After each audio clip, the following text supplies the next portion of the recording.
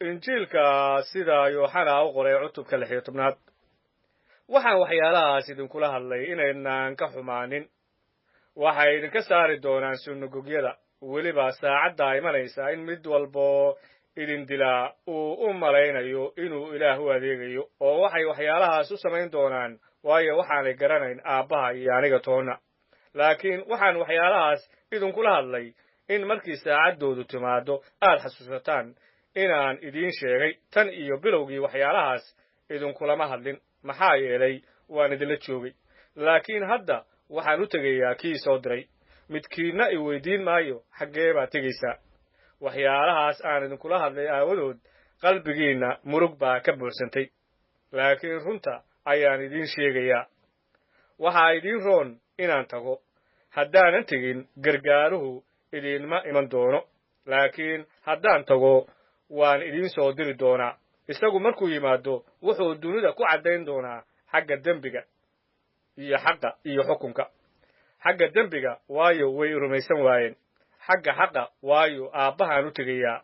imana arki doontaan mar dambe xagga xukunka waayo kan madaxa dunida ah waa la xukumay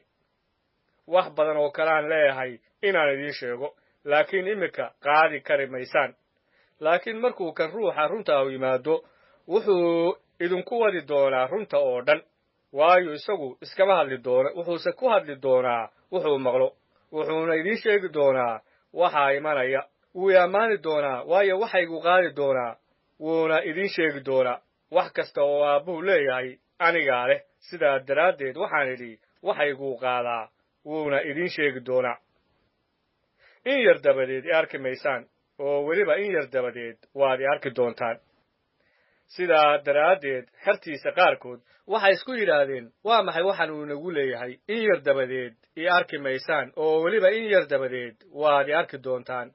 iyo maxaa yeelay aabbahaan u tegayaa haddaba waxay yidhaahdeen waa maxay waxan uu leeyahay in yar dabadeed garan mayno wuxuu leeyahay ciise ayaa garanayay inay doonayeen inay wax weydiiyaan oo wuxuu ku yidhi ma waxaad isweydiinaysaan xaalkan aan idhi in yar dabadeed i arki maysaan oo weliba in yar dabadeed waad arki doontaan runtii waxaan idinku leeyahay waad ooyi doontaan oo barooro doontaan duniduse waa farxi doontaa waad murugoon doontaan laakiin murugadiinnu waxay u rogmi doontaa farxad naagtu goortay umarayso way murugootaa waayo saacaddeedaa timid laakiin markay ilmaha umusho dhibtii dib uma xasuusato farxad aawadeed waayo nin baa dunida ku dhashay iminka haddaba waad murugaysan tihiin laakiin mar dambe ayaan idin arki doonaa qalbiguunnuna waa farxi doonaa farxaddiinnana ninna idinkama qaadi doono oo maalintaasna waxba ima weydiin doontaan runtii waxaan idinku leeyahay haddii aad wax uun weydiisataan aabbaha magacayga ayuu idinku siin doonaa tan iyo iminka waxba magacayga kuma weydiisan weydiista waanad heli doontaan inay farxaddiinnu buuxsanto waxyaalahaas ayaan masaallo idinkula hadlay waxaa imanaya goortii aanan mar dambe masaallo idinkula hadli doonan laakiin bayaan idinkaga warrami doono aabbaha maalintaas waxaad ku weydiisan doontaan magacayga idinkuma lihi inaan aabbaha baryayo daraaddiin waayo aabbaha qudhiisu wuu idin jecel yahay maxaa yeelay waad i jeclaateen oo waadna rumaysateen inaan xagga ilaah ka imid aabbaha ayaan ka imid oo dunida imi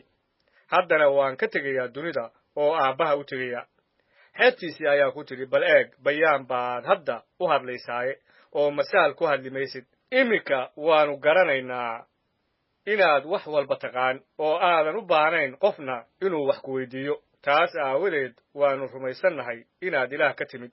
ciise ayaa u jawaabay hadda ma rumaysan tihiin ogaada saacaddii baa imanaysa waana timid kolkaad u kala firli doontaan mid kasta xaggiisa anna keligay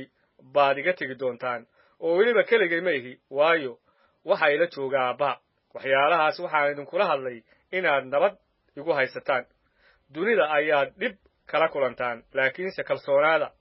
anaa ka adkaaday dunida